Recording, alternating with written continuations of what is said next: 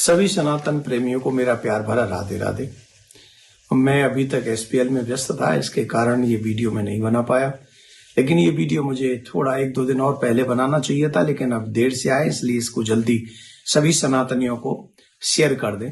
अभी ये मुहूर्त के विषय में, नवरात्रे में घट स्थापना हमको कब करनी चाहिए, अखंड ज्योत हमें जलानी है, और हम माता रानी के अगर 9 व्रत करना चाहते हैं तो इस बार पूरे नवरात्रे हैं और पूरे नवरात्रों में हम लोग माँ की पूजा करें, माँ को मनाएं। सर्व मंगल मांगल्ये शिवे सर्वार्थ साधके शरण्ये त्र्यंबके गौरी नारायणी नमोस्तुते। नारायणी मतलब सबका कल्याणी, कल्याणी मतलब कल्याण करने वाली माँ। पूरे के पूरे 9 नवरात्रे इस समय हमको प्राप्त होंगे। तो मैं आपको ये भी बताऊंगा, और इस बार माँ कैसे आ रही हैं, उनका वो आना किस वाहन में आ रही हैं, किस वाहन में आना शुभ होगा देश पर, आपके परिवार पर, उसके जीवन पर, पूरे देश में नहीं पूरे विश्व में जो माहौल बना हुआ है, वो भी इस बार माँ के इस यात्रा में किस वाहन से आ रही है उसका असर है। तो मैं आपको बताता हूं, 19 तारीख को नवरात्रे प्रारंभ हो रहे हैं और 27 तारीख को नवमी है। तो जो अष्टमी पूजते हैं वो अष्टमी पूजेंगे 26 को, जो नवमी पूजते हैं वो नवमी पूजेंगे 27 तारीख को। घट स्थापना 2 मुहूर्त में आपको बता दे रहा हूं। 19 मार्च सुबह 6:52 से 8 बजे तक पहला पूजन करना चाहें तो उस समय आप घट स्थापना करें, और जिस समय घट स्थापना करें संकल्प लें। संकल्प के बाद में दीप कि हम नवरात्रि का व्रत करेंगे, फिर घट स्थापना करें, गणेश जी का पूजन करें, गणेश जी का पूजन करके फिर कलश का पूजन करें, उस पर नारियल और आम्र पात्र रखें, और जिससे उनका पूजा विधि विधान से वरुण देव का आवाहन करें, पूजन करें। और उसी समय आप लोग जिनके घर में क्षेत्रीय मतलब जो अनाज बोते, मतलब जो जौ बोते हैं, वो भी वहां पर बो सकते हैं। दूसरा जो अभिजीत मुहूर्त है, वो अभिजीत मुहूर्त है 11:55 से लेकर 12:49 तक। ये अभिजीत मुहूर्त है और इसमें बहुत शुभ माना जाएगा, तो इसमें भी आप कर सकते हैं। लेकिन अब आपको हम एक बात बता दें, माता रानी आ रही हैं किस सवारी में, तो इस बार माता जी का जो वाहन है वो पालकी में सवार होकर आ रही है, और माता रानी का पालकी में आना शुभ नहीं माना जाता है।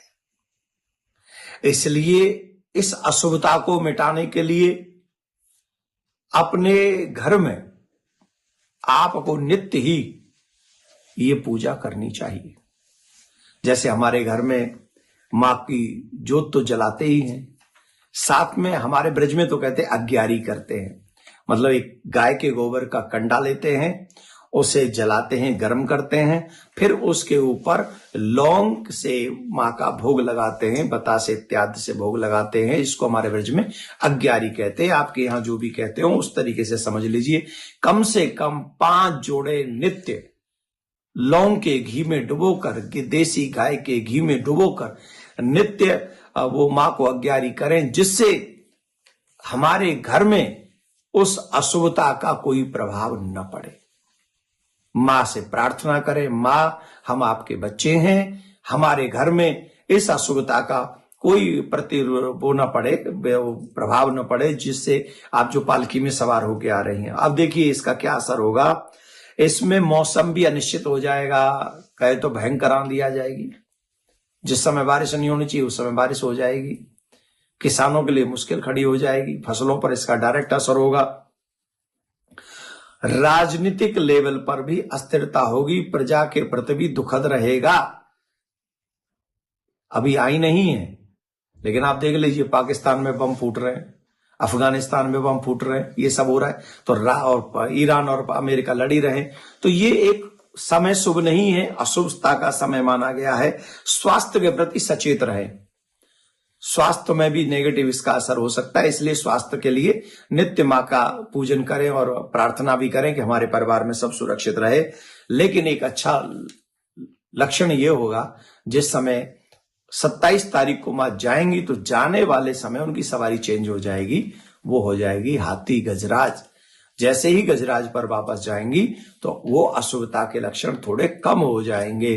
तो आप सावधानी से माँ से प्रार्थना कीजिए, प्रार्थना कीजिए, हृदय से मन से, सच्चे मन से माँ आपकी प्रार्थना अवश्य स्वीकार करेंगी। नवरात्रों में माँ आपके ऊपर कृपा करें। और हाँ, बता दूं इसी वीडियो में 4 बजे से लेके 6 बजे तक नित्य मार्कंडेय पुराण की कथा, जहां से दुर्गा सप्तशती का बहुत बड़ा महत्व बताया गया है, उसकी कथा भी हम करेंगे। तो इसी YouTube चैनल पर माँ की कथा भी सुननी चाहिए, सारी अशुभता मिटेगी। आप लोग उसको भी ध्यान से सुने, सिर्फ व्रत ही नहीं करने चाहिए, कथा भी सुननी चाहिए माता रानी की। जय माता दी।